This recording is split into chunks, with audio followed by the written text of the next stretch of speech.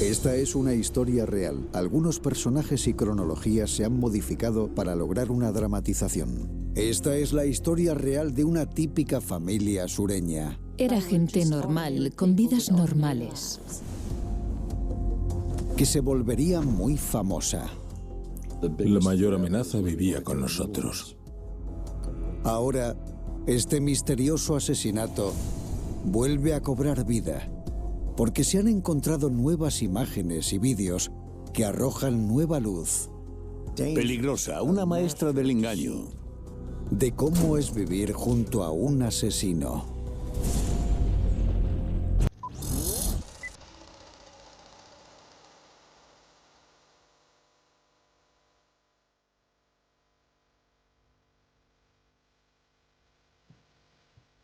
Nos encontramos en el año 1962. John Fitzgerald Kennedy era el presidente. La gasolina costaba 28 centavos el galón y hacía un día estupendo para una barbacoa veraniega en Anniston, Alabama. Una de las muchas familias que estaba disfrutando del estío era la de los Healy, la personificación de los valores estadounidenses de los años 60.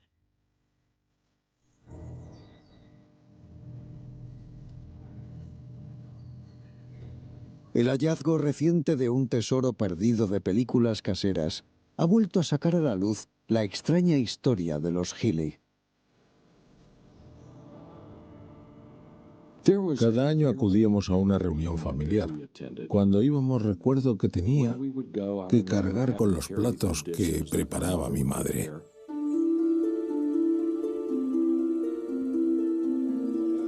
La madre de Mike se llamaba Marie Healy. Tenía 29 años en este vídeo, el modelo de una esposa y madre perfecta.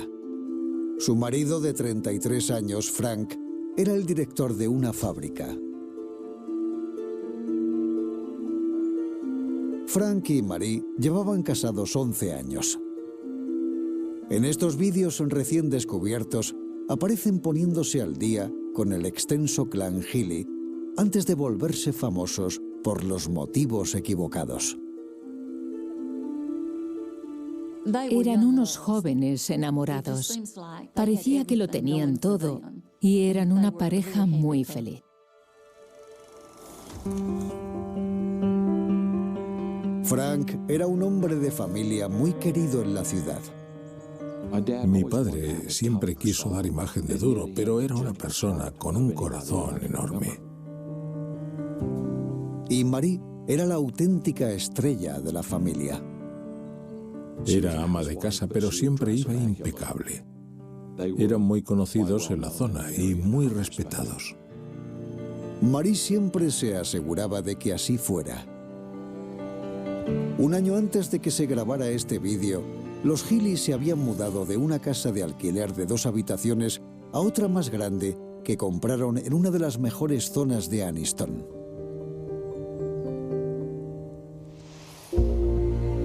Mi padre compró una casa en McClellan Boulevard. Seguro que mi madre estuvo detrás de la mudanza porque vivir al otro lado de la autopista mejoraba su estatus.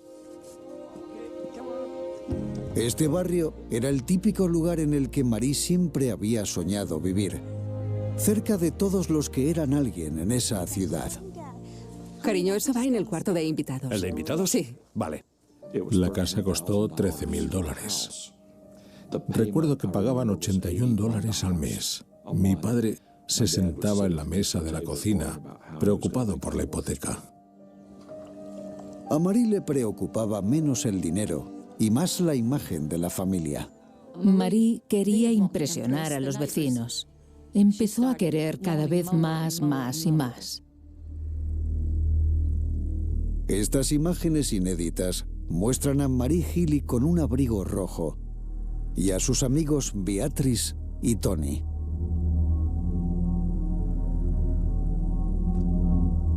Y ahí está Frank, vestido de domingo. Se disponían a ir a misa como cada semana. Ciertamente daba la impresión de que no había nada fuera de lugar.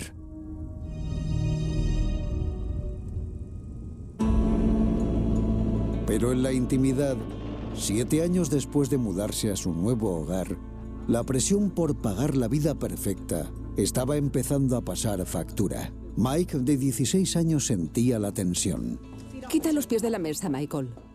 Yo notaba que había una presión económica que afectaba a mi padre. En gran parte era porque donde vivíamos costaba más de lo que pagaba antes. ¿Dónde vas, mamá? Vamos a ir a buscar a tu padre. Venga. ¿Y dónde está? En el Club Elks, como de costumbre.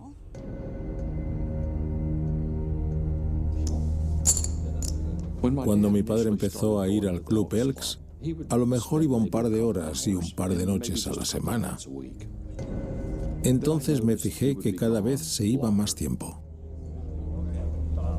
Frank se había convertido en un habitual de la noche de póker. Empecé a notar cierta tensión en su relación. Él a lo mejor empezó a sentir que no le daba a ella todo lo que quería. Necesitaba más dinero y creía que esta era la mejor manera de ganarlo. Marie no estaba de acuerdo. Yo me quedaba en el coche esperando. Tenía que llamar a la puerta porque no la dejaban entrar. ¿Frank? Ay, Dios. Marie, por favor, te pedí que no vinieras. Es un club para hombres. Frank, ven a casa ya. Y no sé qué pasaba cuando se cerraba esa puerta, pero poco después mi padre volvía a casa y eso creaba más tensión entre ellos. ¿Por qué crees que voy a jugar al póker? No sé, a jugar con tus amigos. Voy a ganar dinero para ti. ¿Dinero para mí? Sí, a ganar dinero para ti. Los únicos que ganan dinero son tus amigos de la partida. Una noche escuché que una olla o sartén chocó contra la pared. Me desperté y los oí gritándose. Su hermana pequeña, Carol, también estaba preocupada. Mike, ¿estás despierto? Sí, entra. Solo voy a jugar al póker y pasar el rato con mis amigos. Sí, es justo lo que haces. Mi padre tenía carácter y a veces la mecha corta. Maldita sea. ¿Cuánto dinero gastaste el mes pasado? En 1972, Mike, con 20 años, abandonó el hogar familiar lleno de tensión en Alabama y se mudó a Atlanta a estudiar para ser sacerdote. Pero sus padres nunca estaban lejos de su mente. Cuando te mudas lejos de casa por primera vez, los padres se preocupan por sus hijos, pero a veces los hijos se preocupan por los padres también. Y a veces oía historias de lo que ocurría en casa. Y una historia que llegó a oídos de Mike era preocupante. Mi padre estaba en el Club Elks jugando en una de las mesas de póker.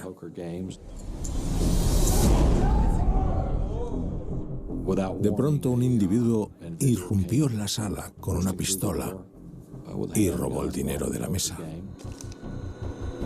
Al parecer, Frank reconoció un tatuaje de aquel hombre y sabía que era Jim, un habitual del club. Frank y sus amigos no le dejaron que se saliera con la suya. Cuando Jim llegó a casa con la bolsa de dinero que había robado, mi padre y los demás le estaban esperando en el porche de su casa. Hola, Jim. Y tengo entendido que le dieron una lección de humildad, por así decirlo, Estúpido. y recuperaron su dinero. ¡Jamás vuelvas a llevarte mi dinero!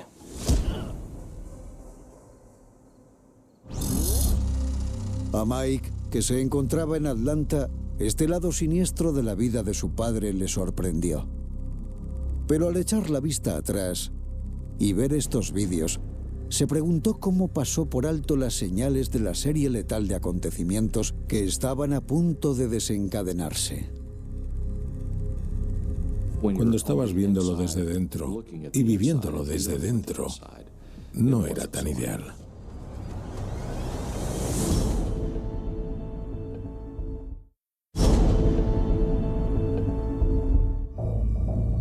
En los verdes barrios residenciales de Anniston, en Alabama, que aparecen en estos vídeos, Frank y Marie Healy parecían estar viviendo el sueño americano. aunque las crecientes deudas estaban causando problemas en su matrimonio. A su hijo Mike, que estaba lejos de casa estudiando para ser sacerdote, la vida no podría irle mejor. Después de estar en Atlanta estudiando como un año, conocí a una chica, se llamaba Terry. Empezamos a salir y un año después nos casamos. El día de su boda, en 1974, el padre de Terry había grabado con su cámara Super 8, pero estas imágenes nunca se habían mostrado antes. A Mike, este vídeo le trae recuerdos de toda la planificación previa al gran día. Le di muchas vueltas a quién quería que fuera mi padrino, pero siempre pensaba en mi padre. Frank vestía con el smoking de color azul pastel. Marie estaba a la derecha, con un vestido color crema. Probablemente él tuvo una mayor influencia positiva en mí que cualquier otra persona, y me parecía apropiado que él fuera el padrino. Pero durante toda aquella jornada, Frank ocultó un secreto. Casi no pudo presentarse en la boda, debido a un problema de salud grave y misterioso. No podía retener ningún alimento. Estaba adelgazando y no sabía qué le pasaba. Cuando empezó a sentirse mal, probó a tomar antiácidos a todas horas. Probó de todo para asentar su estómago sin resultado. Los recién casados Mike y Terry no podían ser más felices, y a pesar de la enfermedad de Frank, el día fue un gran éxito. Estábamos todos juntos y nos lo pasamos genial.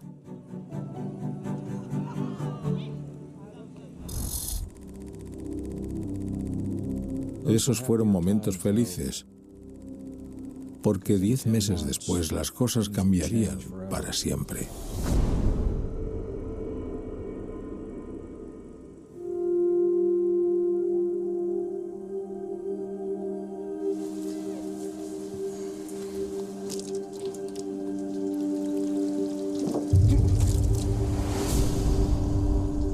Ese otoño, la extraña enfermedad de Frank empeoró.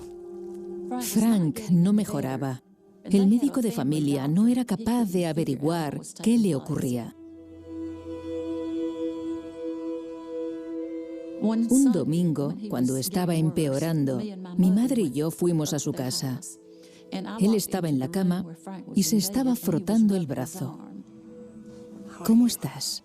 Bueno, me están poniendo todo tipo de cosas. Me dijo que Marie había hablado con el médico y que tendría que aprender a ponerle inyecciones en casa. Mi madre adoptó el papel que siempre había interpretado a lo largo de nuestra infancia. Papá está enfermo, tengo que hacer todo lo que pueda para que mejore. Llevarle al doctor para que esté bien. Parecía que ella hacía todo lo que podía para cuidar de él. Así que desde fuera, ella parecía la mujer ideal que cuidaba de su marido, cuya salud empeoraba cada día.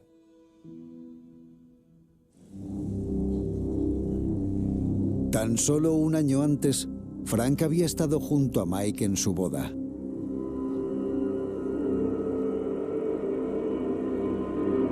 El que fuera un cabeza de familia sano se estaba consumiendo y los médicos no sabían el motivo. Durante las siguientes 2 o 3 semanas, recibí una llamada diaria para decirme que mi padre no respondía ante nada. Mi madre dijo algo que debió haberme parecido alarmante. Me dijo, si no hacen algo por él, se va a morir. En aquel momento, Mike no tenía ni idea de la verdad que ocultaban las palabras de Marie. El 25 de mayo de 1975 fue uno de los peores días de mi vida. recibí una llamada que sería la 7ª o la 8ª de esa semana. Y me dijeron que mi padre estaba en el hospital.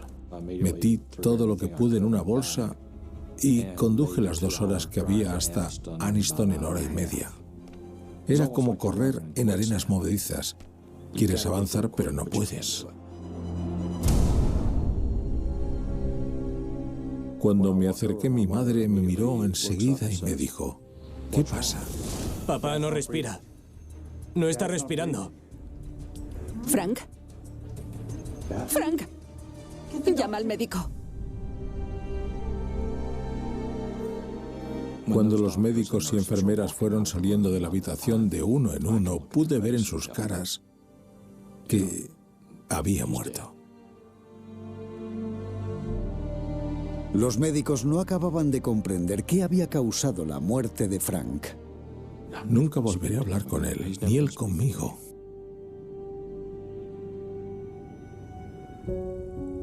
Cuando fui a decírselo a Carol, fui consciente de ello, porque la casa parecía muy vacía. Él no iba a volver a casa. Nunca volvería a entrar por la puerta de esa casa.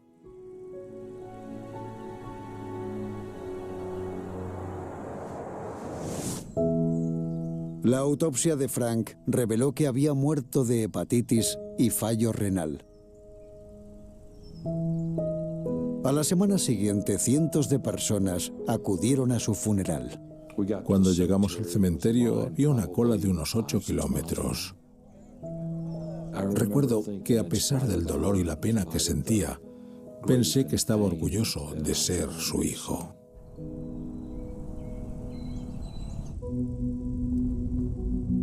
Tras la muerte de su padre, Mike decidió volver a casa con su madre y su hermana. Pero poco después, empezaron a pasar cosas extrañas.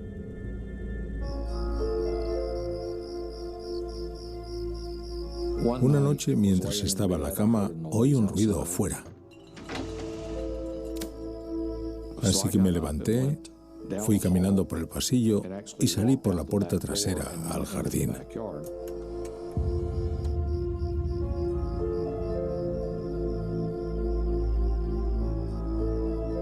¿Quién anda ahí? ¿Quién está ahí? El que hubiera hecho el ruido se había marchado, pero algo llamó la atención de Mike.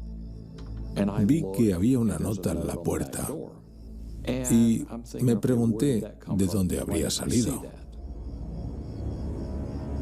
Y ponía: si no os marcháis, quemaremos la casa.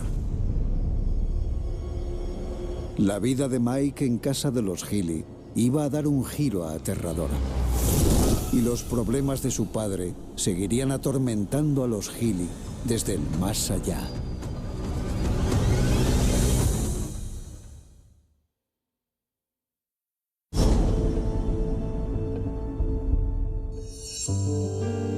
Nos encontramos en Anniston, Alabama, en 1976. Era el tipo de comunidad exclusiva a la que familias trabajadoras como la de los Healy se mudaban para sentirse un poco más seguras. Pero después de que Frank sufriera una enfermedad letal, su viuda Marie se convirtió en el blanco de unas notas amenazadoras. Yo consideraba a mi madre una viuda desamparada. No sabía si podría cuidar de sí misma y quería averiguar si corría algún peligro, si se trataba de una broma o qué podría ser. Y entonces Marie empezó a recibir unas misteriosas llamadas. ¿Diga? Hola, ¿quién es? Voy a llamar a la policía. Mamá, ¿qué pasa? Esos hombres otra vez.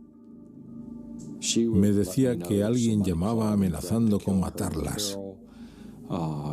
Yo la presioné y le pregunté por qué alguien haría algo así. Durante los 3 meses siguientes, las notas y amenazas de muerte aumentaron.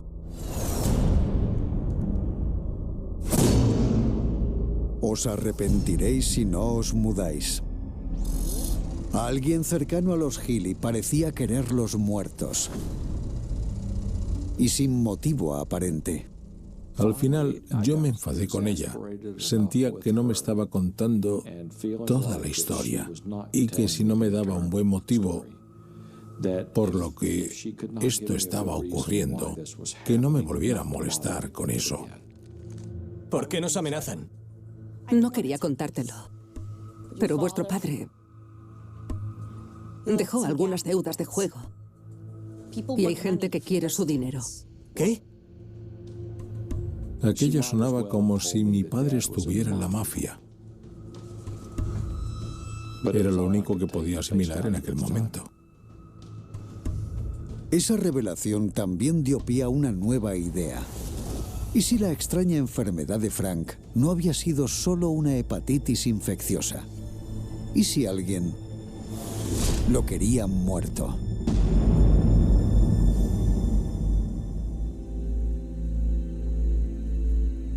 Pero entonces, tan misteriosamente como habían comenzado, las extrañas amenazas pararon. Esperando lo mejor, Mike y Terry se mudaron a Florida. En Anniston, Marie animó a Carol a olvidar las amenazas y volver a la normalidad, y las cosas mejoraron por un tiempo.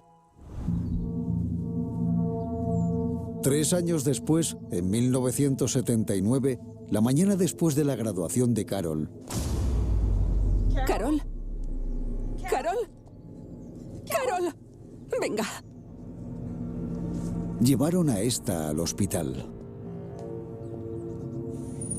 Mi madre me dijo que había sido la graduación de Carol la noche anterior. Supongo que estuvo bebiendo y fumando porros con sus amigos. Y por eso está tan enferma.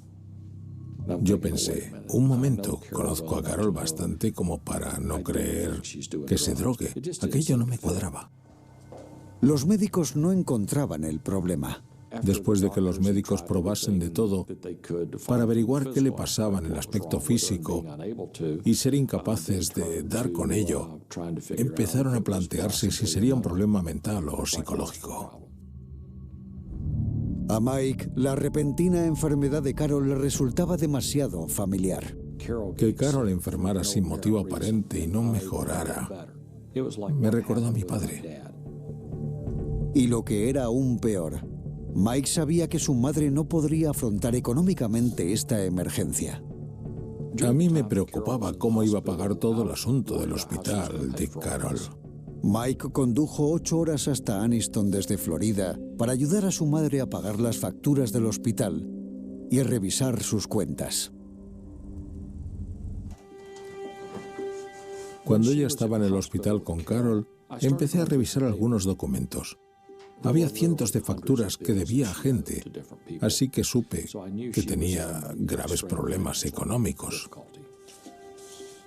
Ella me había contado que mi padre tenía acciones de la empresa para la que trabajaba. Mike esperaba poder cobrar algunas de estas inversiones para pagar las deudas de su madre. He intentado hablar con el banco, pero no me dejan verlo. No comprendo por qué. Me pareció que era importante insistir. Y le dije a mi madre, mira, iremos al banco mañana para aclararlo. ¡Qué vergüenza! ¿Qué haría yo sin ti?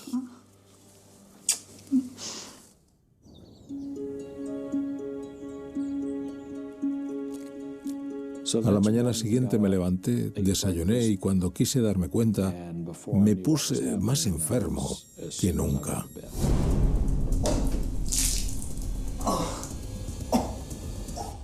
Fuimos al mismo médico al que había llevado a Carol y me puso una inyección de algo que debería quitarme las náuseas. Como resultado, estuve inconsciente todo el día y no pude ir al banco. Los problemas económicos de Marie tendrían que esperar a otro momento. Unos meses después, Mike ya se encontraba bien, de vuelta en Florida. Pero la situación de su hermana Carol era crítica y los médicos estaban atónitos ante la enfermedad que atormentaba a los Healy.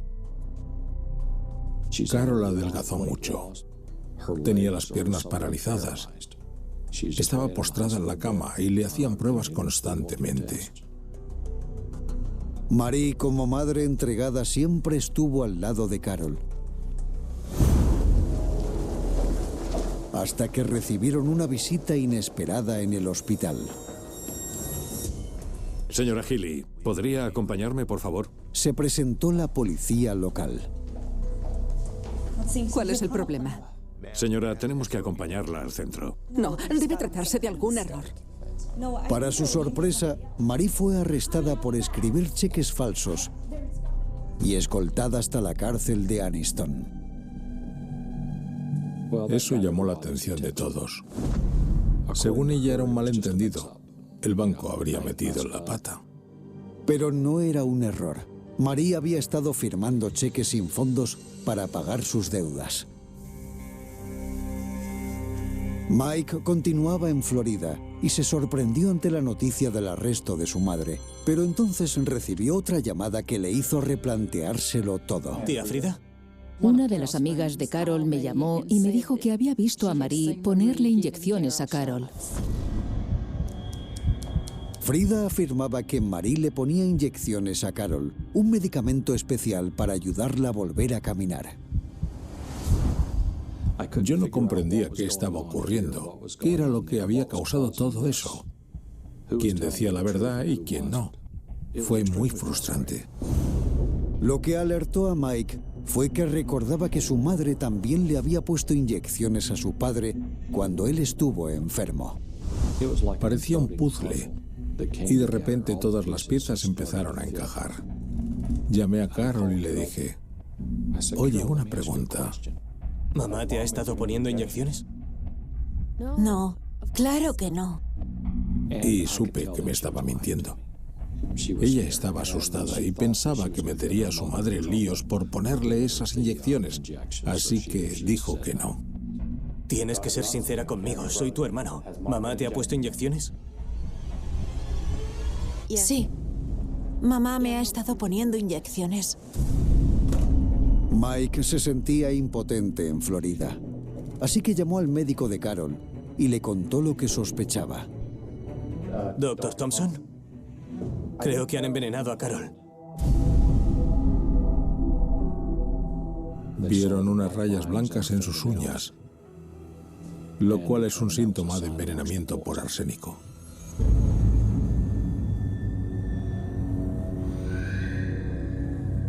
Yo sabía que le había hecho esto a Carol, pero esperaba que no se lo hubiera hecho a mi padre. Lo primero que hice fue llamar al forense del condado en Anniston y le pregunté si podrían exhumar el cadáver de mi padre para hacerle una autopsia. Un hombre será exhumado durante una investigación por envenenamiento. La noticia del posible asesinato no pasó desapercibida en una localidad tan pequeña como Anniston. El cuerpo de Frank Healy, el marido de Marie Healy, ha sido exhumado. Murió en 1975, supuestamente de hepatitis. Cuando nos enteramos de que iban a exhumar a Frank Healy, muchos fuimos al cementerio. Cuando se publicó la historia, en Anniston no se hablaba de otra cosa. La historia de Audrey Marie Healy es una de intriga y supuestos asesinatos familiares. Parece sacada de una telenovela. Marie continuaba en la cárcel por haber firmado cheques falsos cuando Mike decidió ir a visitarla. Yo no quería que fuera cierto, aunque había estado buscando formas de averiguar qué había pasado exactamente. Cuando me enteré, me puse a buscar formas de que no fuera cierto. Y esa forma de pensar puede volverte loco.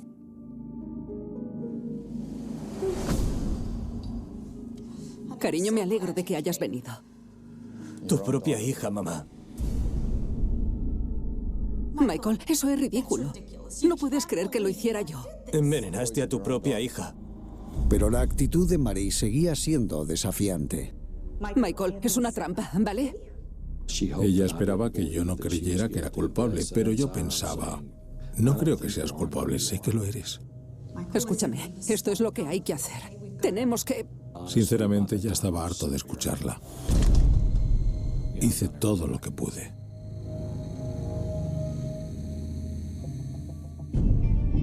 Sin embargo, sin pruebas físicas que relacionaran a Marie con el envenenamiento de Carol, la policía no podía acusarla.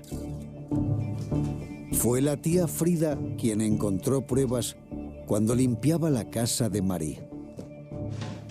Había varios objetos en esa estantería, pero me fijé en que había una botella verde con un líquido como acuoso.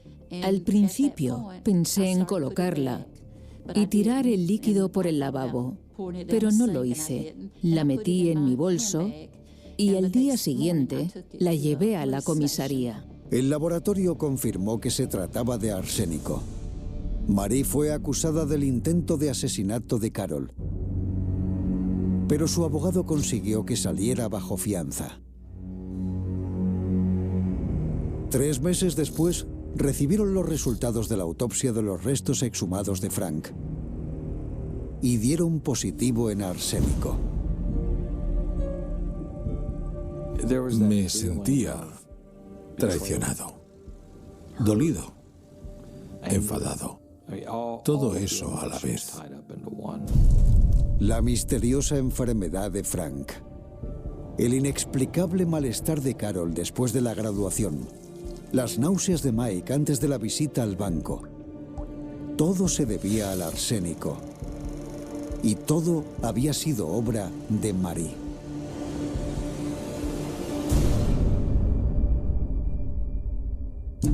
De nuevo citaron a Marie para que se presentara en comisaría, pero no compareció.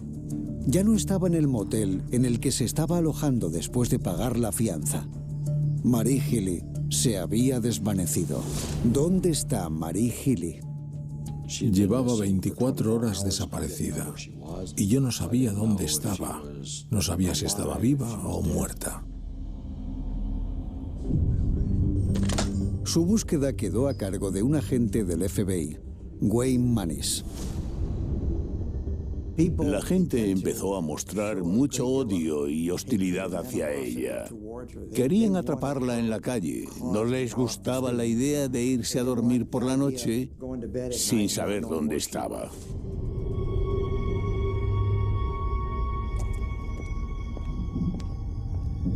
Una vez me pareció haberla visto justo enfrente de mi casa.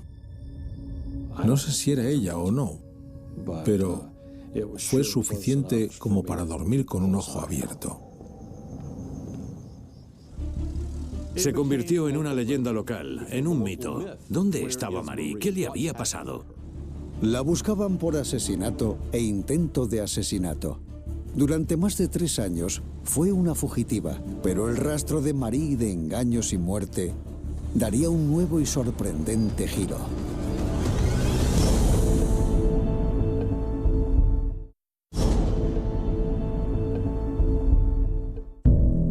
Tras asesinar a su marido Frank e intentar envenenar a su hija Carol, Marie Healy era una fugitiva.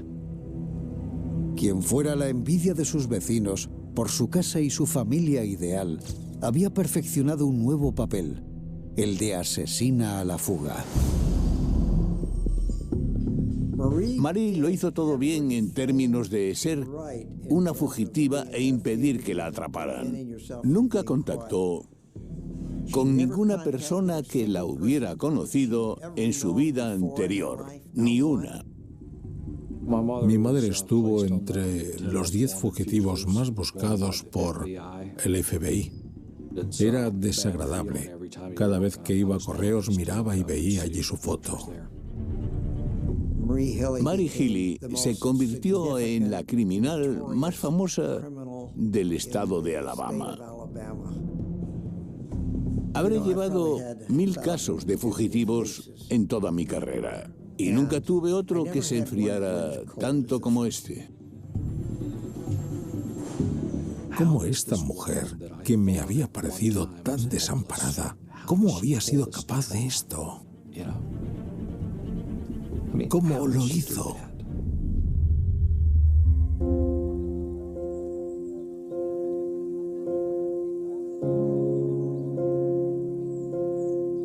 Sin Marie, el resto del clan Healy se esforzó por volver a la normalidad.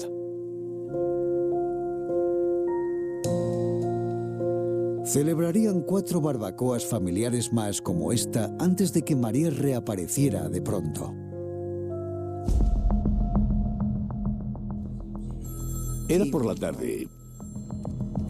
Yo estaba en mi oficina de Anniston, Alabama, cuando sonó el teléfono. Lo cogí y me dijeron: «Hola Wayne, David Steele, de Vermont. Creo que acabamos de atrapar a Marie Healy». Y yo dije: «¡Madre mía!». Se había teñido el pelo de rubio y había adoptado una identidad nueva, pero no cabía duda, era Marie. Una mujer llamada Terry Martin fue arrestada por el FBI en Brattleboro, Vermont. Confesó ser la fugitiva Audrey Marie Healy. Yo no la reconocí. Podría haberme cruzado con ella por la calle y no la habría reconocido. Tras desaparecer misteriosamente, Marie se trasladó a Florida. Viajando con el nombre falso de Robin Hannon, conoció a un hombre en un bar llamado John Homan.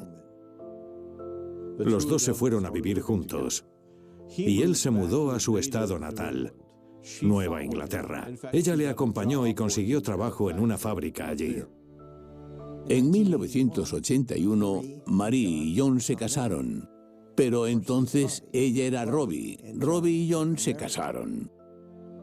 Ella le había dicho a John que tenía una hermana gemela que vivía en Texas, y por el motivo que fuera decidió ir a visitarla.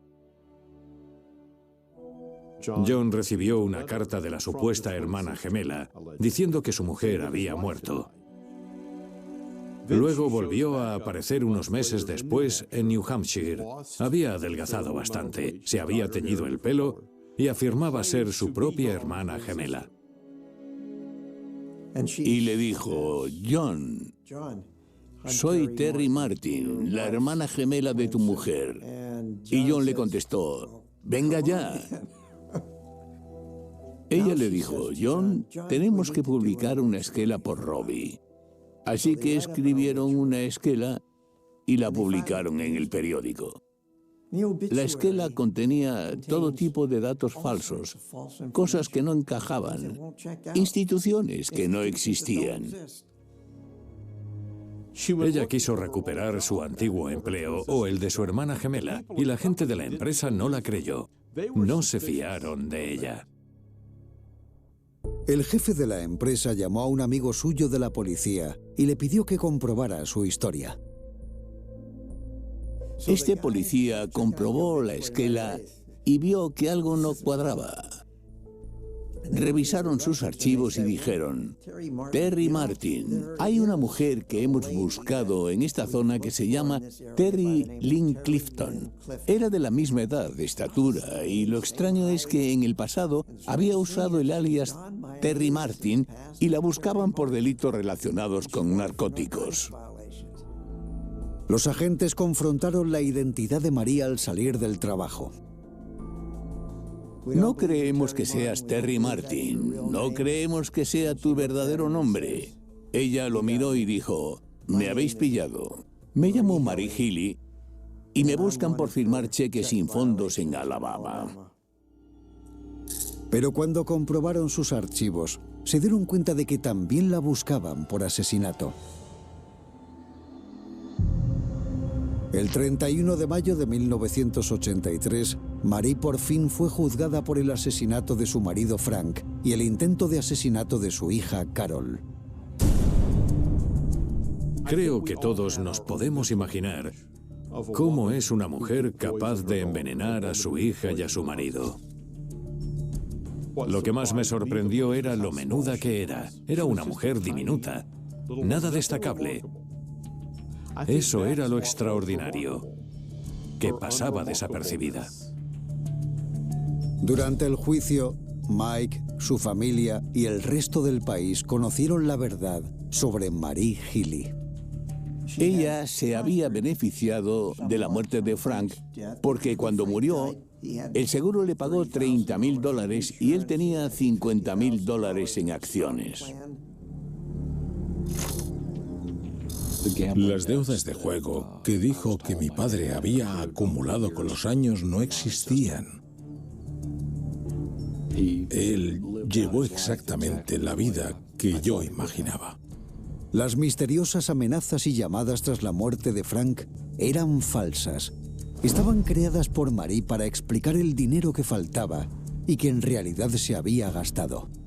Cuando el dinero que había recibido tras la muerte de Frank empezó a desaparecer, Marie decidió contratar un seguro de vida para su hija por la suma de $25.000 y luego matarla como a su marido.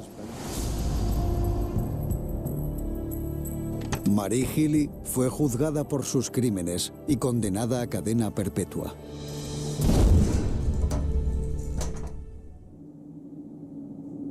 Cuatro años después, Mike recibió una llamada sorprendente de un reportero.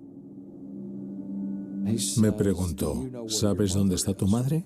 Yo le dije, sí, está en la cárcel. Me dijo, no, le dieron un permiso de 3 días. Se suponía que tenía que volver hoy y no se ha presentado. Yo le dije, será una broma. Pero a Marie se le había acabado la suerte. Pasaron 4 días. Esta mujer bajó tambaleándose de las montañas y a 4 patas fue arrastrándose hasta la casa más cercana. Consiguió llegar hasta el porche y arañó la puerta como si fuera un perro. Se trataba de Marie. Sufría hipotermia. Fue conducida al hospital, pero murió unas horas después.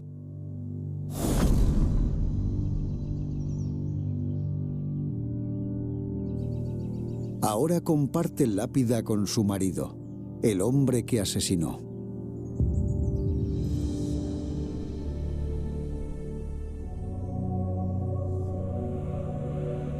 ¿Hasta dónde habría llegado si no la hubieran detenido? Si Carol Healy hubiera muerto y no hubieran descubierto lo del veneno, ¿a cuántas personas más podría haber matado?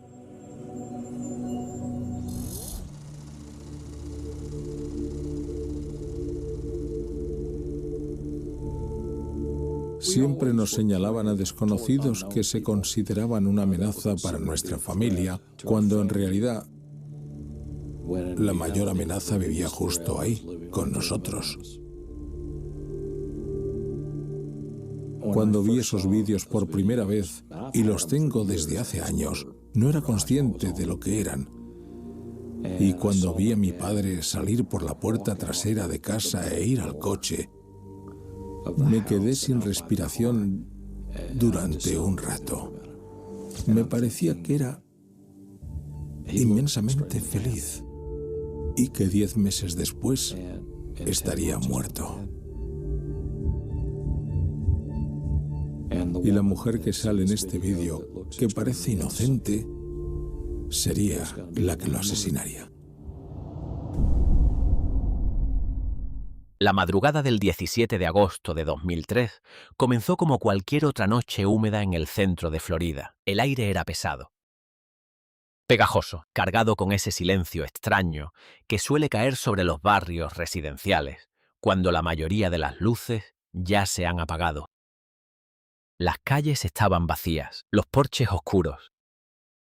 Los grillos cantaban entre los jardines mal iluminados, nada parecía fuera de lugar. Y sin embargo, a las 3:12 de la madrugada, una llamada al 911. Uno rompería esa calma de una forma que nadie en aquella pequeña comunidad olvidaría jamás. La voz al otro lado de la línea estaba temblando. Un vecino había visto algo extraño. Una puerta abierta, un coche estacionado con las luces encendidas.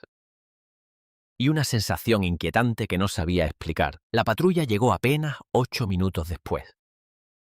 Los agentes recuerdan hasta hoy la imagen exacta que encontraron cuando doblaron la esquina de aquella tranquila calle suburbana. Un sedán azul oscuro estaba detenido frente a una casa de una sola planta. El motor aún estaba encendido, la puerta del conductor estaba entreabierta. No había nadie alrededor, ningún movimiento, ningún ruido, solo el motor ronroneando suavemente en medio de la noche. Uno de los agentes se acercó con cautela. La linterna recorrió el interior del vehículo. En el asiento delantero había un bolso. Un teléfono móvil antiguo descansaba en el portavasos. Las llaves colgaban del encendido, pero el conductor había desaparecido. La casa frente al coche pertenecía a una mujer llamada María Álvarez, de 32 años, madre de una niña pequeña, enfermera en el hospital local, conocida por sus vecinos como una persona tranquila, trabajadora, siempre dispuesta a ayudar. Cuando los oficiales golpearon la puerta, nadie respondió. Las luces dentro estaban apagadas. Pero algo no estaba bien. La puerta principal no estaba cerrada con llave. Y cuando la empujaron lentamente hacia adentro, la escena que apareció frente a ellos cambiaría el rumbo de toda la investigación. El interior estaba desordenado, no como después de un robo, sino como si algo hubiera ocurrido demasiado rápido. Una silla volcada, un vaso roto en el suelo, un teléfono fijo arrancado de la pared. Los oficiales comenzaron a recorrer la casa habitación por habitación, con la tensión creciendo a cada paso. El dormitorio principal estaba vacío, la habitación de la niña también. La cama estaba hecha, los juguetes ordenados. Demasiado ordenados. Pero entonces, en el pasillo, uno de los agentes vio algo que hizo que el silencio se volviera aún más pesado. Una pequeña mancha oscura sobre el piso, luego otra. Y otra más. Sangre. No mucha, pero suficiente para confirmar lo que todos empezaban a sospechar. Algo terrible había sucedido allí, y María Álvarez ya no estaba.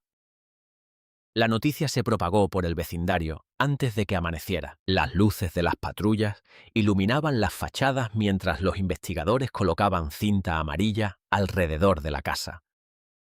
Los vecinos observaban desde las ventanas, algunos murmuraban. Otros simplemente miraban en silencio. En cuestión de horas, el caso ya estaba en manos de detectives del condado, y las preguntas comenzaron a acumularse. ¿Dónde estaba María? ¿Había sido secuestrada? ¿Había salido por su cuenta? ¿O algo mucho peor había ocurrido dentro de esa casa? Los investigadores comenzaron con lo básico. Revisaron el coche. No había señales de lucha en el interior. No había sangre. No había huellas extrañas visibles. El bolso contenía su billetera. El dinero seguía dentro. Las tarjetas. La identificación. Todo intacto. El teléfono móvil tampoco mostraba nada inusual a simple vista. La última llamada registrada había sido a las 10:47 de la noche, a su hermana. Una conversación breve, nada alarmante. Pero había algo más que llamó la atención. El asiento del conductor estaba demasiado atrás. María medía apenas 1,60 m. Ese asiento estaba ajustado para alguien mucho más alto. Mientras tanto, dentro de la casa, los técnicos forenses comenzaban a trabajar bajo luces blancas intensas, polvo para huellas. Fotografías de cada rincón, cada objeto fuera de lugar. En la cocina encontraron 2 platos en el fregadero, uno limpio, el otro con restos de comida. En la mesa había un sobre abierto. Dentro, una factura de electricidad. Nada fuera de lo normal, pero en el suelo del pasillo, cerca de las manchas de sangre, encontraron algo que cambiaría el tono de la investigación. Un botón, pequeño, metálico, arrancado de lo que parecía ser una chaqueta o camisa. No pertenecía a ninguna prenda de María, era de hombre. Los detectives comenzaron a reconstruir la posible secuencia de eventos. María llega a casa. Algo ocurre, una discusión. Tal vez una confrontación, tal vez alguien la esperaba. La lucha comienza en el pasillo. El teléfono es arrancado de la pared. La silla cae, el vaso se rompe. Luego, silencio. Pero aún quedaba una pieza clave. ¿Dónde estaba su hija, la niña de 5 años? Sofía. Los investigadores recorrieron nuevamente la casa con más atención. y entonces descubrieron algo que al principio había pasado desapercibido. La ventana del cuarto trasero estaba abierta. No completamente, solo unos centímetros, pero suficiente para sugerir que alguien podía haber salido por allí. Fuera de la ventana había tierra blanda del jardín. Y en esa tierra, huellas. Varias, algunas pequeñas, otras mucho más grandes. Los moldes de yeso se tomaron de inmediato. Pero en 2003, la tecnología forense todavía tenía limitaciones importantes. Las huellas no eran lo suficientemente claras para identificar un modelo específico de zapato, solo una estimación. Tala aproximada, 44. Hombre adulto, al amanecer. Los equipos de búsqueda ya estaban rastreando el área. Helicópteros sobrevolaban los bosques cercanos. Perros rastreadores recorrían los senderos. Las cámaras de televisión comenzaban a aparecer frente a la casa. El caso ya tenía todos los elementos de un titular que sacude a una comunidad. Madre desaparecida. Niña también desaparecida. Sangre en la casa. Un coche abandonado. Pero lo que nadie sabía en ese momento era que este caso no se resolvería en días, ni en semanas, ni siquiera en años. Se convertiría en uno de esos expedientes que los detectives llaman, con una mezcla de frustración y obsesión, un cold case. Un caso congelado en el tiempo, durante los primeros días. Los investigadores hablaron con todos los vecinos, puerta por puerta. Preguntas repetidas, una y otra vez. ¿Vieron algo? ¿Escucharon algo? ¿Un coche extraño? ¿Un grito? La mayoría respondió lo mismo. Nada, solo la noche tranquila de siempre. Pero 3 casas más abajo vivía un hombre llamado Daniel Harper, y su declaración haría que los detectives levantaran la vista de inmediato. Dijo que había escuchado un ruido alrededor de la medianoche, como un golpe fuerte. Luego, el sonido de un coche arrancando. No le dio importancia en ese momento, hasta que vio las patrullas. Los investigadores le preguntaron qué tipo de coche. Su respuesta fue vaga. Grande. Tal vez una camioneta, pero cuando revisaron las cámaras de tráfico cercanas, encontraron algo interesante. A las 12:19 de la madrugada, una cámara en una avenida cercana captó un vehículo saliendo del vecindario. Una camioneta negra, sin placas visibles en la imagen. Solo una silueta, demasiado borrosa para identificar el modelo. Aún así, los detectives comenzaron a buscar. Camionetas negras registradas en el área, cientos. Luego miles. La investigación crecía. Pero las respuestas seguían siendo pocas. 3 días después, el caso dio otro giro inesperado. Un pescador encontró algo flotando en un canal a unos 18 kilómetros de la casa de María. Era un zapato infantil, rosa. Pequeño, con un dibujo de mariposa en el costado. Los detectives lo reconocieron inmediatamente. Pertenecía a Sofía. La búsqueda en el canal comenzó esa misma tarde. Equipos de buzos. Barcos de rescate. Horas de tensión bajo el sol abrasador de Florida. Pero no encontraron cuerpos, no encontraron ropa. Nada más, solo ese zapato. Un objeto pequeño, silencioso. Pero devastador, porque confirmaba algo que la comunidad empezaba a temer. Sofía también estaba involucrada en lo que había ocurrido aquella noche. La historia explotó en los noticieros locales. Luego en los nacionales. Titulares aparecieron por todas partes. Misteriosa desaparición en Florida. Madre y niña desaparecen sin dejar rastro. Investigadores buscan sospechosos. Las líneas telefónicas de la policía comenzaron a llenarse de llamadas. Supuestas pistas, rumores. Personas que decían haber visto algo, pero ninguna de esas pistas llevó a una respuesta clara. El botón encontrado en el pasillo fue enviado al laboratorio. Se analizaron fibras. Restos microscópicos, pero el ADN era demasiado degradado para obtener un perfil completo. En 2003, ese tipo de análisis todavía estaba lejos de las técnicas avanzadas que existen hoy. Así que el botón terminó guardado en una bolsa de evidencia, catalogado, archivado, esperando tecnología que aún no existía. Mientras tanto, los detectives revisaban la vida de María con lupa. Su trabajo, sus amigos, sus relaciones, su pasado. ¿Tenía enemigos, alguien que pudiera querer hacerle daño? La respuesta parecía ser siempre la misma: no. Pero entonces apareció un nombre en su historial telefónico, un número que había llamado varias veces en las últimas semanas, siempre tarde en la noche y siempre por pocos minutos. El número estaba registrado a nombre de un hombre que vivía a menos de 20 kilómetros, un hombre que los detectives aún no conocían. Un hombre que, años después, se convertiría en la pieza central de una historia que nadie en ese pequeño rincón de Florida podría olvidar, pero en 2003. Esa conexión todavía estaba oculta entre miles de datos. El expediente seguía creciendo. Las preguntas también, y mientras los días se convertían en semanas, una realidad incómoda empezaba a instalarse en la mente de los investigadores. Tal vez quien había hecho esto había desaparecido para siempre. Las primeras semanas después de la desaparición fueron un torbellino de actividad. Patrullas entrando y saliendo del vecindario, detectives trabajando turnos de 20 horas, helicópteros barriendo los bosques que rodeaban aquella tranquila zona residencial del centro de Florida. El calor de agosto no ayudaba. El aire era denso, sofocante. Y cada jornada de búsqueda terminaba con la misma sensación amarga. Nada. Ninguna señal clara de María Álvarez, ningún rastro de la pequeña Sofía.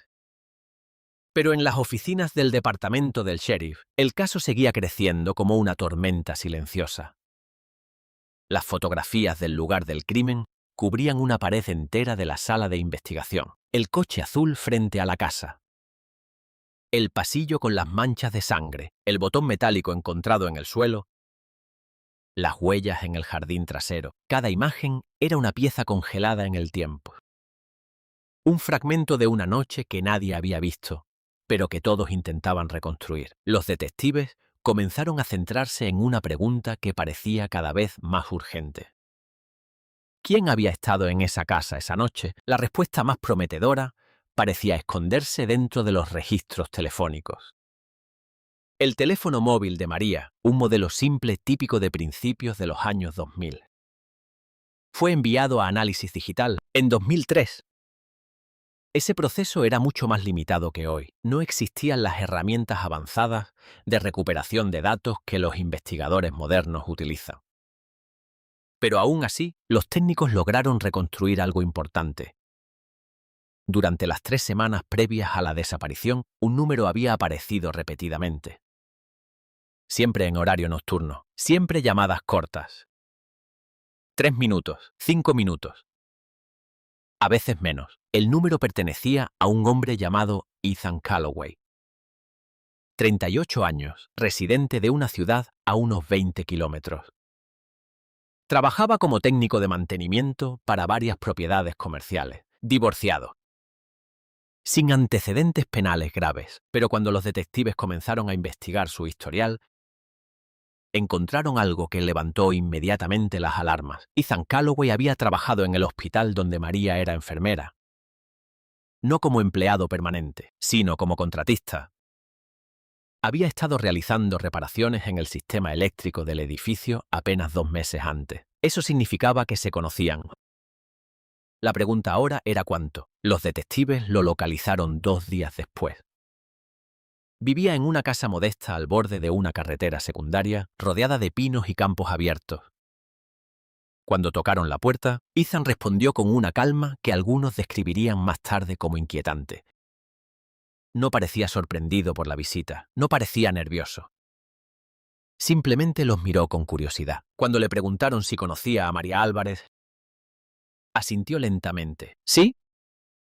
La recordaba, una enfermera amable. Habían hablado algunas veces en el hospital, pero nada más. Nada importante. Cuando los detectives mencionaron las llamadas telefónicas, Ethan se encogió de hombros. Dijo que ella lo había llamado para preguntarle sobre un problema eléctrico en su casa. Luces que parpadeaban, interruptores que no funcionaban bien. Según su versión, María le había pedido consejo varias veces. Nada extraño, nada personal.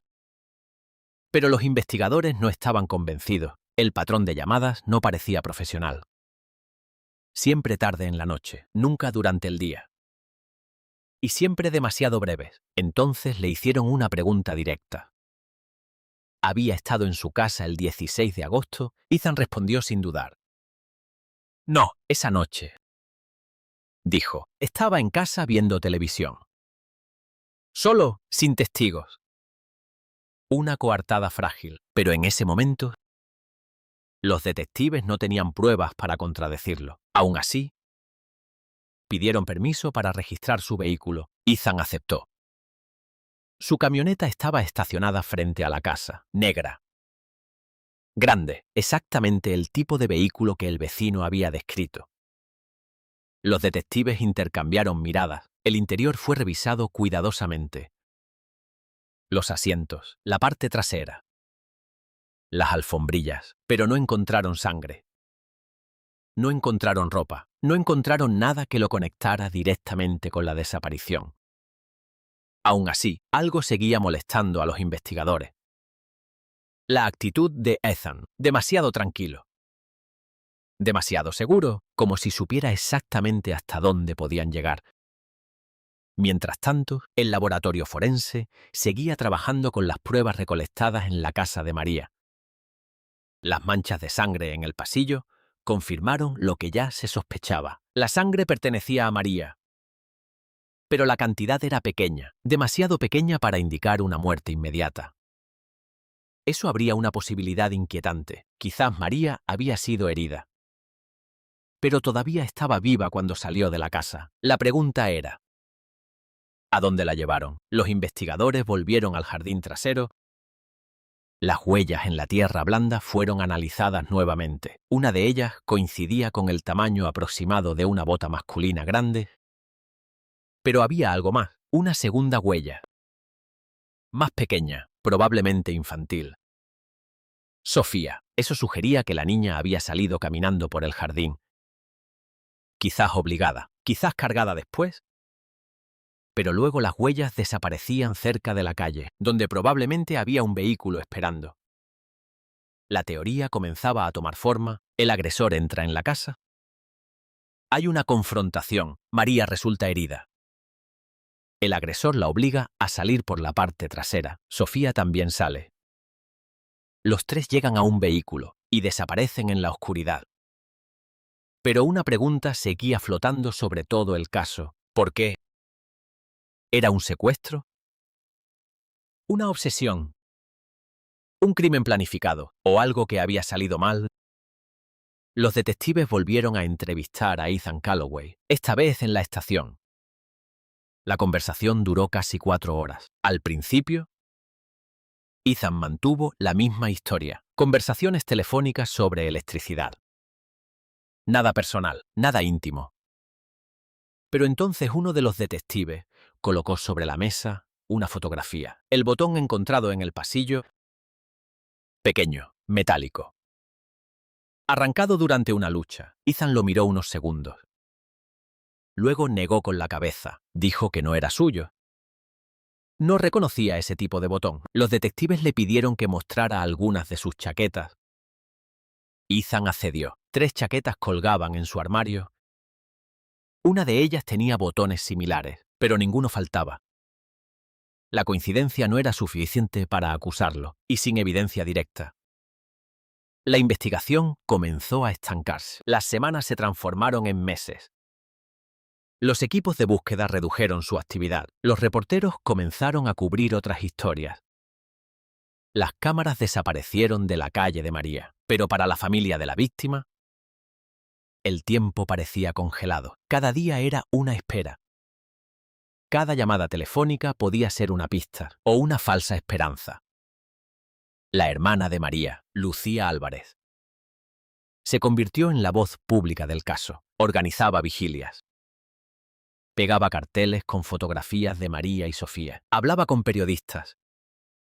Pedía ayuda, pedía respuestas.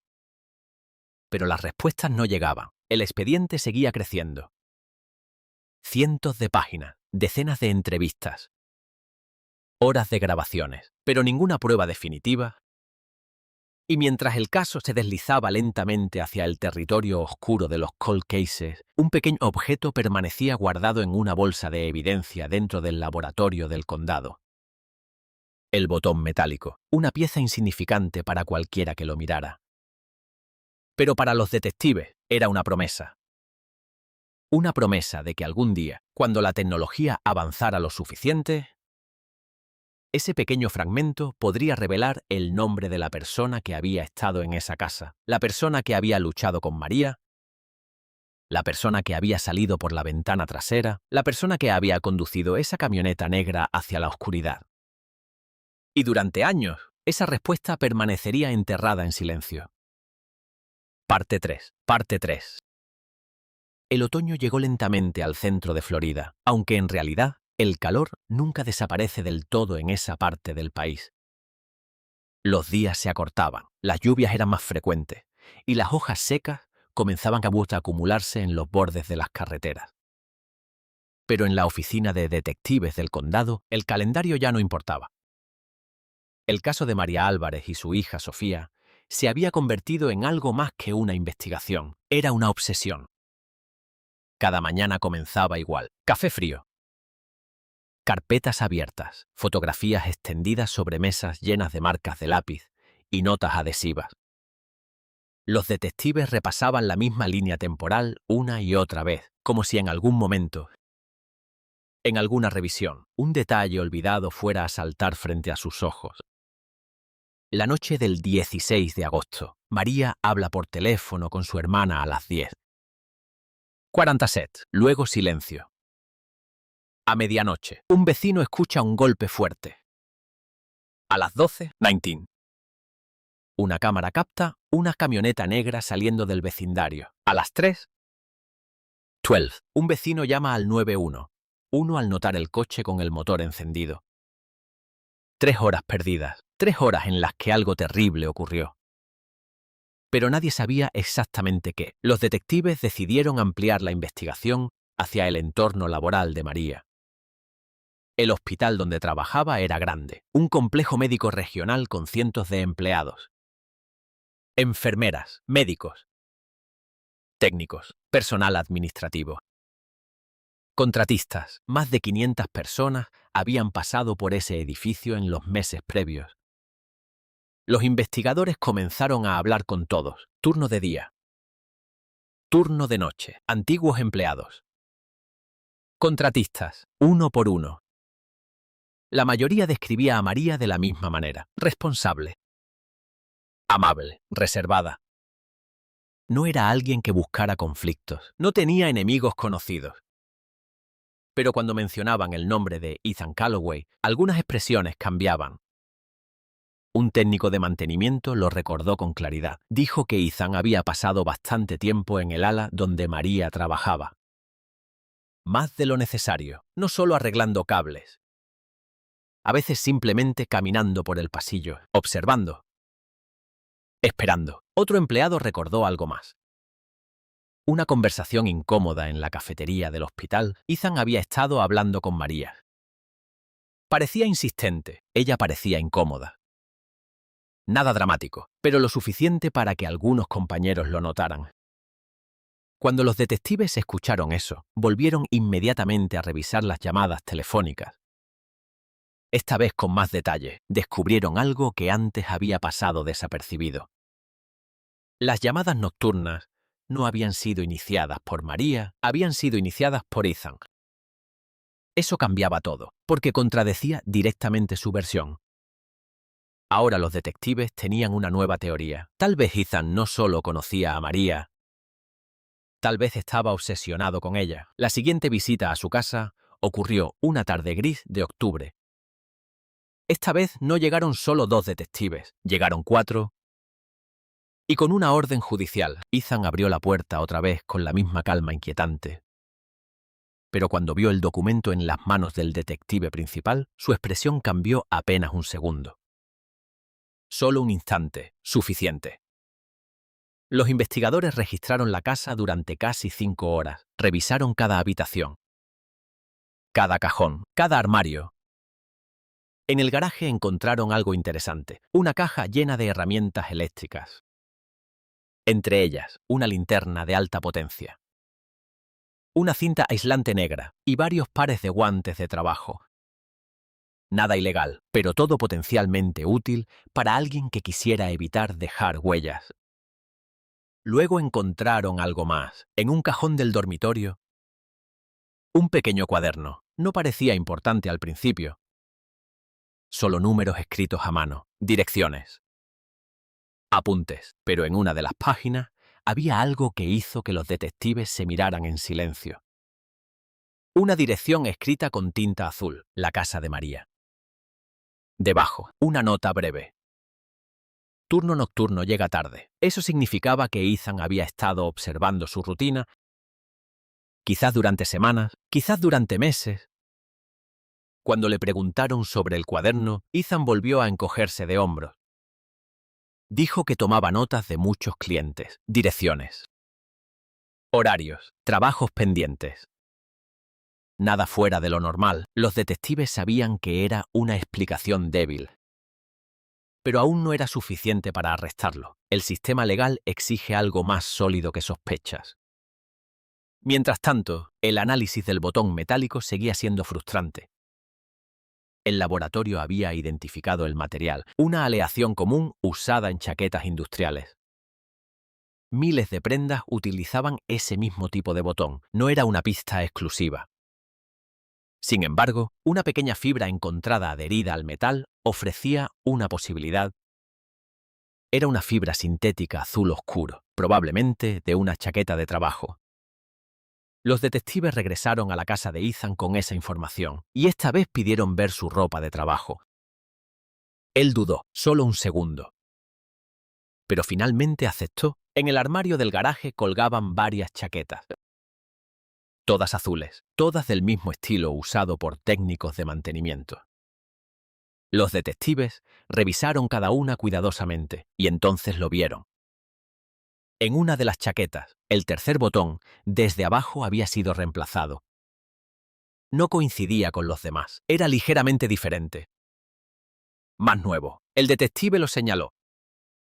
Ethan respondió con rapidez. Dijo que se había roto semanas antes. Que lo reemplazó él mismo, nada extraño. Nada criminal, pero cuando los investigadores compararon el botón nuevo con la pieza encontrada en la casa de María, la similitud era imposible de ignorar. Aún así, todavía no era prueba concluyente. No había ADN utilizable. No había testigos, no había cuerpo. Sin cuerpo, el caso era mucho más difícil de procesar legalmente. El fiscal del condado fue claro. Necesitaban algo más.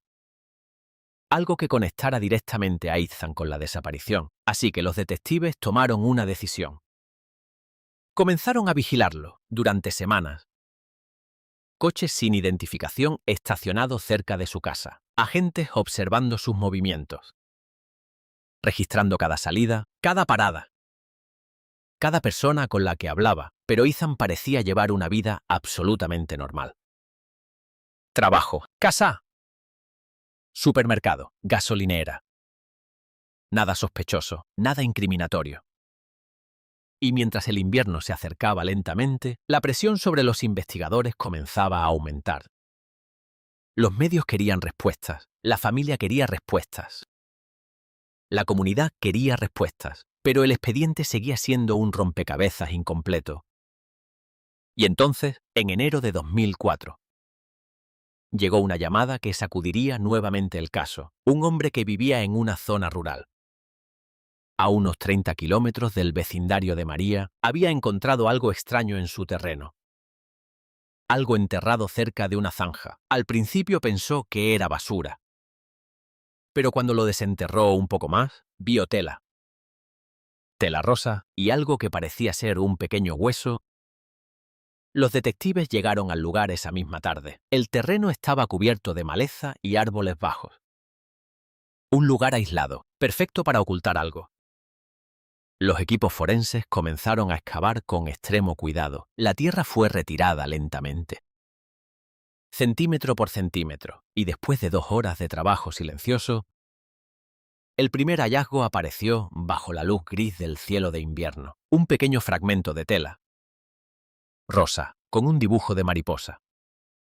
Exactamente igual al zapato que había sido encontrado meses antes en el canal. Los detectives sintieron un peso caer sobre la escena, porque todos sabían lo que significaba. Si la tela pertenecía a Sofía, entonces la niña había estado allí, y lo que encontraran debajo de esa tierra podría finalmente revelar lo que ocurrió aquella noche en la casa de María Álvarez. El viento soplaba entre los árboles bajos del terreno rural mientras los técnicos forenses continuaban excavando. El cielo gris parecía aplastar el paisaje y el silencio alrededor del lugar solo era interrumpido por el sonido metálico de las herramientas contra la tierra húmeda. Cada palada era lenta, meticulosa, casi reverente. Los detectives observaban desde unos metros atrás, con las manos en los bolsillos y el peso de una sospecha que ninguno quería confirmar en voz alta. La tela rosa encontrada en la superficie ya había sido colocada en una bolsa de evidencia. Un pequeño trozo de tela infantil, con un dibujo de mariposa. Demasiado familiar, demasiado similar al zapato que había aparecido meses antes, flotando en el canal. La excavación continuó. 15 centímetros más abajo apareció el primer hueso. Pequeño, delgado, inconfundible. Un técnico levantó la mirada hacia el detective principal. No dijo nada, no hacía falta. Todos entendieron lo que significaba. Las horas siguientes fueron lentas y dolorosas. La tierra fue retirada con pinceles y pequeñas espátulas. Poco a poco comenzaron a aparecer más fragmentos. Huesos pequeños, restos de ropa, mechones de cabello atrapados en la tierra compacta. Cuando el trabajo terminó, ya era casi de noche. El equipo había recuperado restos humanos que claramente pertenecían a un niño pequeño. El lugar fue sellado inmediatamente como escena secundaria del crimen. Las bolsas de evidencia fueron transportadas al laboratorio forense bajo estricta custodia. Nadie en ese campo habló mucho mientras los vehículos se marchaban, porque todos sabían que lo que acababan de encontrar cambiaba el caso para siempre. Durante meses, los investigadores habían mantenido una pequeña esperanza. Tal vez María y Sofía seguían vivas, tal vez habían sido llevadas a otro estado. Tal vez aparecerían algún día, pero ahora esa esperanza comenzaba a desmoronarse. 2 días después, el laboratorio confirmó lo que ya parecía inevitable. El ADN de los restos coincidía con el de Sofía Álvarez, la niña de 5 años que había desaparecido aquella noche. La noticia golpeó a la comunidad como una ola helada. Los noticieros interrumpieron su programación para anunciarlo. Los titulares aparecieron en todos lados. Restos de niña desaparecida encontrados en Florida. Caso de madre e hija da giro trágico. La hermana de María, Lucía, recibió la noticia en su casa rodeada de familiares. Los periodistas se agolparon afuera. Las cámaras capturaron imágenes de velas encendidas frente a la antigua casa de María. Pero en la oficina de detectives, el descubrimiento generó algo más que tristeza. Generó urgencia, porque ahora el caso ya no era una desaparición. Era oficialmente un homicidio, y eso significaba que el reloj de la justicia comenzaba a correr de una manera diferente. Los investigadores regresaron inmediatamente al terreno donde se encontraron los restos, esta vez con equipos más grandes. Drones, perros rastreadores, detectores de metal. Si Sofía estaba allí, existía una posibilidad aterradora.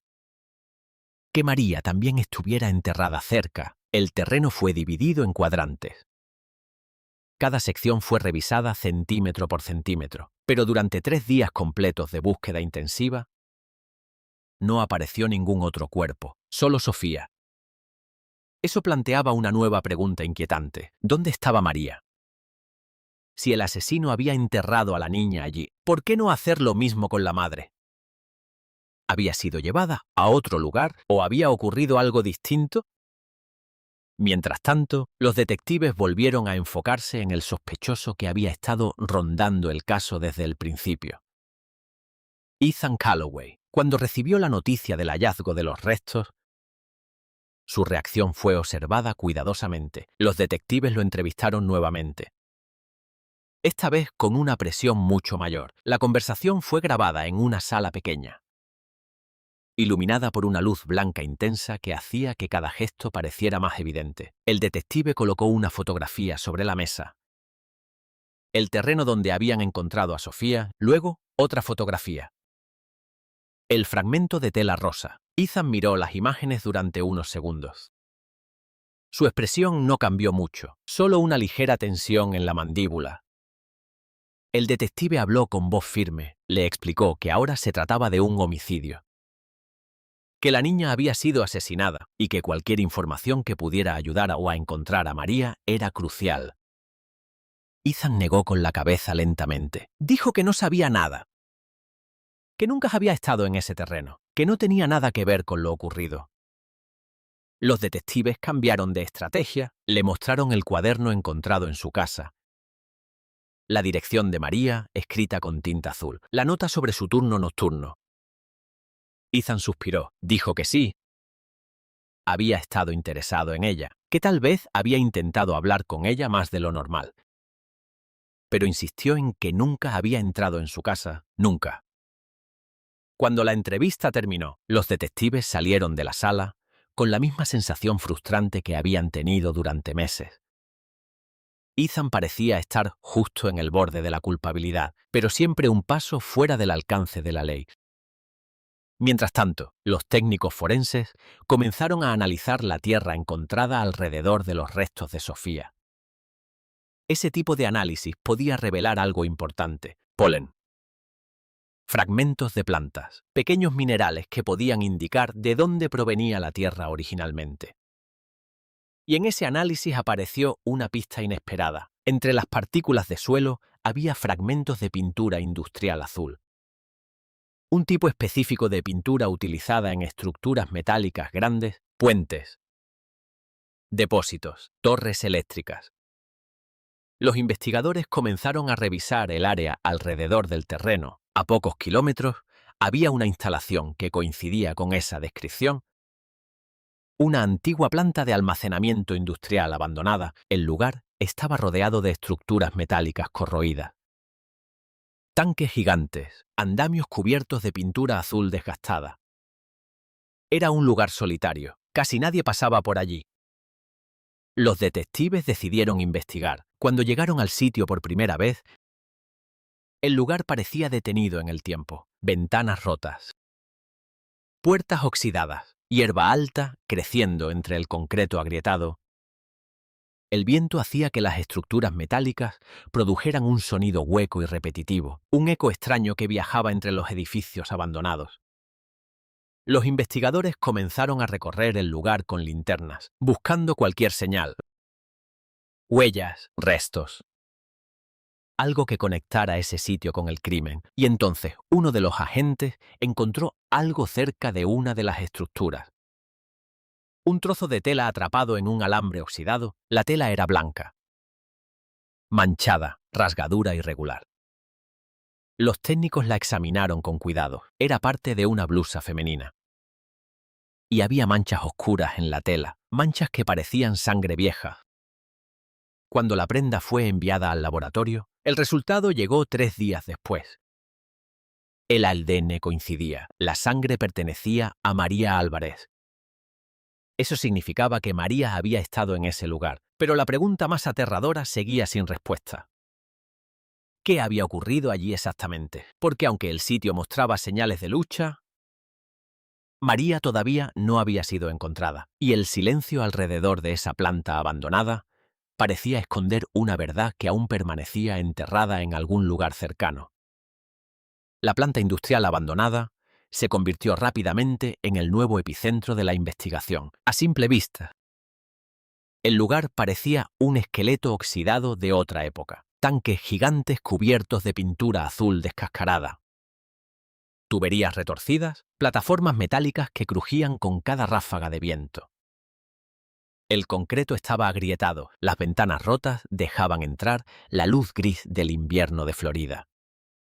Y en medio de ese silencio inquietante, los detectives sabían que algo había ocurrido allí. Algo violento, algo que había quedado oculto durante meses. La tela de la blusa encontrada en el alambre oxidado ya había sido confirmada por el laboratorio. La sangre pertenecía a María Álvarez. No había duda. Eso significaba que María había estado en ese lugar después de salir de su casa aquella noche. La pregunta ahora era devastadora. ¿Había llegado viva? Los investigadores desplegaron equipos completos para revisar la planta. El área era enorme. Más de 6 hectáreas de edificios abandonados, depósitos vacíos y estructuras metálicas en descomposición. Cada rincón debía ser revisado. Los perros rastreadores fueron los primeros en entrar. Avanzaban lentamente entre los pasillos de concreto, con los manejadores observando cada cambio en su comportamiento. A veces los animales se detenían, olfateaban el suelo. Giraban en círculos, pero durante horas no apareció nada concluyente. Los detectives revisaron los depósitos metálicos uno por uno. Algunos estaban llenos de agua de lluvia. Otros estaban completamente vacíos. El eco dentro de esas estructuras hacía que cada sonido pareciera amplificarse. Pero el lugar seguía guardando silencio, hasta que uno de los técnicos forenses encontró algo extraño cerca de una de las plataformas metálicas elevadas. Era un pequeño objeto atrapado entre 2 placas de concreto, un pendiente plateado, con forma de lágrima. Los investigadores lo colocaron cuidadosamente en una bolsa de evidencia. Horas después, la hermana de María confirmó lo que todos temían. El pendiente pertenecía a ella. María lo usaba casi todos los días. Eso significaba que había estado allí. Y probablemente había luchado. El suelo cerca de la plataforma mostraba señales débiles de arrastre. Marcas largas, casi borradas por la lluvia y el tiempo. Pero visibles si se observaban con atención, los detectives comenzaron a imaginar la escena. Un vehículo llega a la planta abandonada, probablemente la camioneta negra. María es llevada fuera del vehículo, tal vez herida. Tal vez consciente, tal vez intentando escapar. Hay una lucha cerca de la plataforma. El pendiente cae. La blusa se rasga. Luego, silencio. Pero aún faltaba lo más importante. ¿Dónde estaba su cuerpo? Los equipos de búsqueda ampliaron el área. Detectores de metales. Equipos de excavación. Drones con cámaras térmicas. Cada centímetro del terreno fue revisado durante los siguientes 5 días, pero no encontraron nada. Ningún cuerpo, ninguna tumba. Nada. Era como si María hubiera desaparecido en el aire. La frustración comenzó a crecer entre los investigadores. Tenían una escena secundaria del crimen. Tenían sangre. Tenían evidencia de lucha. Pero aún no podían demostrar lo que había ocurrido después. Mientras tanto, el nombre de Ethan Calloway volvía a aparecer una y otra vez en las discusiones dentro de la oficina de detective. El patrón era demasiado sospechoso. Las llamadas nocturnas, el cuaderno con la dirección, el botón perdido, la camioneta negra. Y ahora, un nuevo detalle comenzaba a tomar forma. Un agente revisó nuevamente los registros laborales de Ethan. Descubrió que, meses antes de la desaparición, Ethan había realizado trabajos de mantenimiento eléctrico en una estructura muy específica, una torre de energía ubicada a menos de 3 kilómetros de la planta industrial abandonada. Eso significaba que conocía bien esa zona, sabía cómo llegar. Sabía que era un lugar aislado, un lugar perfecto para ocultar algo. Los detectives decidieron revisar su camioneta una vez más, pero esta vez con técnicas forenses más profundas. La camioneta fue llevada al laboratorio, las alfombrillas fueron retiradas. Los asientos desmontados, las superficies examinadas con luces químicas especiales. Durante horas no apareció nada, hasta que un técnico iluminó el borde interior del maletero con luminol. La reacción química apareció lentamente, un brillo azul tenue. Sangre, muy poca, pero suficiente para indicar que algo había estado allí. El laboratorio analizó la muestra. El resultado llegó 2 días después. El ADN coincidía. La sangre era de María Álvarez. Ahora, la investigación tenía algo mucho más sólido. María había estado dentro de la camioneta de Ethan. La presión legal comenzó a cambiar. El fiscal del condado revisó las pruebas. El botón. Las llamadas telefónicas, la sangre en el vehículo. La evidencia en la planta abandonada. Pero aún existía un problema enorme. El cuerpo de María seguía desaparecido, sin cuerpo. Demostrar un asesinato en tribunal era mucho más complicado. Los abogados defensores podían argumentar cualquier cosa. Que María había sido herida pero seguía viva, que alguien más había intervenido. Que Ethan había sido incriminado. Los detectives necesitaban una pieza más. Algo definitivo, algo imposible de explicar. Mientras tanto, la vida de Ethan Calloway parecía seguir igual. Iba al trabajo, compraba gasolina, pagaba sus cuentas, hablaba con sus vecinos. Pero ahora sabía que estaba siendo observado. Las patrullas aparecían cerca de su casa. Los detectives lo seguían discretamente. La presión psicológica comenzaba a crecer. Sin embargo, Ethan seguía negándolo todo. Cada entrevista terminaba igual, una calma fría. Respuestas cortas, ninguna emoción visible. Pero dentro del expediente del caso, había una pequeña pieza que aún no había sido completamente analizada, algo que había sido recolectado meses atrás en la casa de María y que hasta ese momento parecía insignificante, una pequeña fibra encontrada bajo las uñas de María. En 2003, el análisis de ADN en ese tipo de muestras era limitado. La cantidad de material genético era demasiado pequeña. Los técnicos habían intentado obtener un perfil, pero la tecnología simplemente no era suficiente, así que la muestra había sido almacenada, congelada, archivada en el laboratorio, esperando el momento en que la ciencia avanzara lo suficiente para revelar lo que escondía. En ese momento, nadie en la sala de detectives podía imaginar que esa pequeña fibra, apenas visible a simple vista, sería la clave que, años más tarde, rompería el silencio de uno de los casos más perturbadores del centro de Florida. El caso comenzó a enfriarse lentamente, como ocurre con muchos crímenes que inicialmente sacuden a una comunidad entera.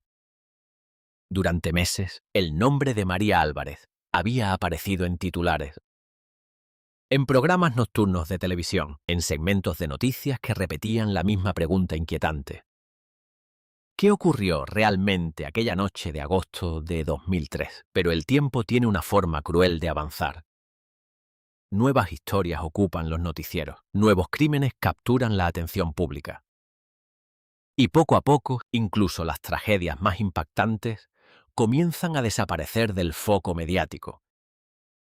Para la familia de María, sin embargo, el tiempo no avanzaba, cada día era un recordatorio. Cada cumpleaños de Sofía era una herida abierta. Cada Navidad llegaba con una silla vacía más en la mesa. Lucía Álvarez nunca dejó de luchar. Organizó vigilias anuales frente al ayuntamiento. Distribuyó miles de volantes con las fotografías de su hermana y su sobrina. Habló con periodistas, con organizaciones de víctimas, con cualquier persona que quisiera escuchar. Pero dentro del departamento del sheriff, la realidad era brutal. La investigación estaba estancada. El expediente del caso ya ocupaba varias cajas de archivo. Fotografías, declaraciones, análisis forenses, registros telefónicos. Cada documento representaba horas de trabajo, meses de esperanza. Pero faltaba una cosa, la prueba definitiva. Ethan Calloway seguía siendo el principal sospechoso. Los detectives estaban convencidos de que él había estado en la casa de María. Estaban convencidos de que ella había sido transportada en su camioneta y estaban casi seguros de que la había llevado a la planta industrial abandonada. Pero casi seguro no es suficiente en un tribunal. Sin el cuerpo de María, el fiscal no podía presentar cargos sólidos por asesinato. Y sin cargos, Ethan seguía siendo un hombre libre. Con el paso de los años, el caso fue trasladado oficialmente a la unidad de Cold Cases del condado, una pequeña oficina en el tercer piso del edificio policial, un lugar donde terminaban las investigaciones que el tiempo había enterrado. Allí, un detective veterano llamado Daniel Ruiz recibió el expediente. Ruiz llevaba más de 20 años en la fuerza. Había visto todo tipo de casos: asesinatos, desapariciones, secuestros. Pero cuando abrió la primera carpeta del caso Álvarez, algo llamó inmediatamente su atención. No era solo la brutalidad del crimen, era la sensación de que la verdad estaba allí, escondida entre las páginas. Solo faltaba encontrar la forma correcta de verla. Durante semanas, Ruiz revisó cada documento del archivo, cada fotografía, cada entrevista, cada informe del laboratorio. No buscaba algo nuevo. Buscaba algo que hubiera sido ignorado, algo que la tecnología de 2003 simplemente no había podido revelar. Y entonces encontró la referencia, una línea pequeña dentro de un informe forense antiguo: fibra sintética encontrada bajo las uñas de la víctima, ADN insuficiente para perfil genético. Ruiz se quedó mirando esa frase durante varios segundos, porque en 2003 el análisis de ADN tenía limitaciones importantes. Las muestras pequeñas o degradadas muchas veces no podían procesarse. Pero en los años que habían pasado desde entonces, la ciencia había avanzado de forma extraordinaria. Nuevas técnicas permitían obtener perfiles genéticos incluso de cantidades microscópicas de material. Ruiz levantó el teléfono inmediatamente. La evidencia seguía almacenada en el laboratorio del condado, congelada, intacta, esperando.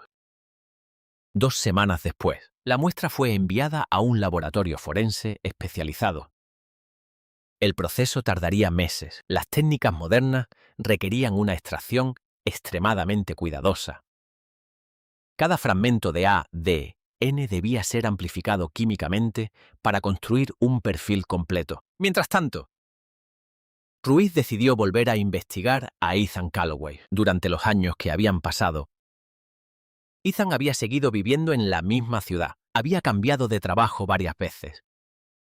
Había tenido algunas infracciones menores, pero nunca había sido acusado de ningún crimen violento. Para la mayoría de la gente, el caso Álvarez era solo un recuerdo lejano.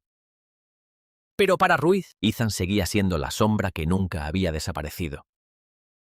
El detective revisó nuevamente sus registros, direcciones antiguas, empleos, relaciones personales. Y encontró algo interesante. En 2005, 2 años después de la desaparición de María, Ethan había vendido su camioneta negra. La misma camioneta donde se había encontrado la sangre. El vehículo había sido comprado por un concesionario usado y luego revendido. Ruiz decidió localizar al nuevo propietario. El hombre todavía vivía en el estado. Aceptó reunirse con los detectives. Cuando le preguntaron por la camioneta, dijo que las había tenido durante unos 4 años antes de venderla nuevamente. Pero lo interesante fue otra cosa. Recordaba haber encontrado una herramienta olvidada bajo uno de los asientos. Una pequeña llave inglesa, nada especial. Excepto por una cosa, había manchas oscuras en el metal. El hombre había pensado que era grasa, así que la limpió. Luego la guardó en su garaje. Los detectives le pidieron verla. La herramienta todavía estaba allí, guardada en una caja de herramientas viejas. Los técnicos forenses la analizaron, y aunque el metal había sido limpiado, aún quedaban residuos microscópicos en las grietas, residuos biológicos. El laboratorio tardó 3 semanas en procesar la muestra. Cuando llegó el resultado, Ruiz lo leyó 2 veces. El ADN coincidía. La sangre en la herramienta pertenecía a María Álvarez. Eso significaba que María había estado en la camioneta de Ethan y probablemente había sido herida con esa herramienta, pero aún faltaba una pieza. La conexión directa, la prueba que colocara a Ethan dentro de la casa aquella noche, la prueba que demostrara que había luchado con María, la prueba que confirmara que él era el asesino, y esa respuesta todavía estaba encerrada dentro de aquella pequeña fibra encontrada bajo las uñas de María en el laboratorio especializado. Los científicos seguían trabajando, microscopios, centrífugas, reactivos químicos. El proceso era lento, pero finalmente, después de casi 6 meses de análisis, el laboratorio logró algo que en 2003 habría sido imposible. Construyeron un perfil genético completo, un perfil que pertenecía al hombre que María había arañado mientras luchaba por su vida.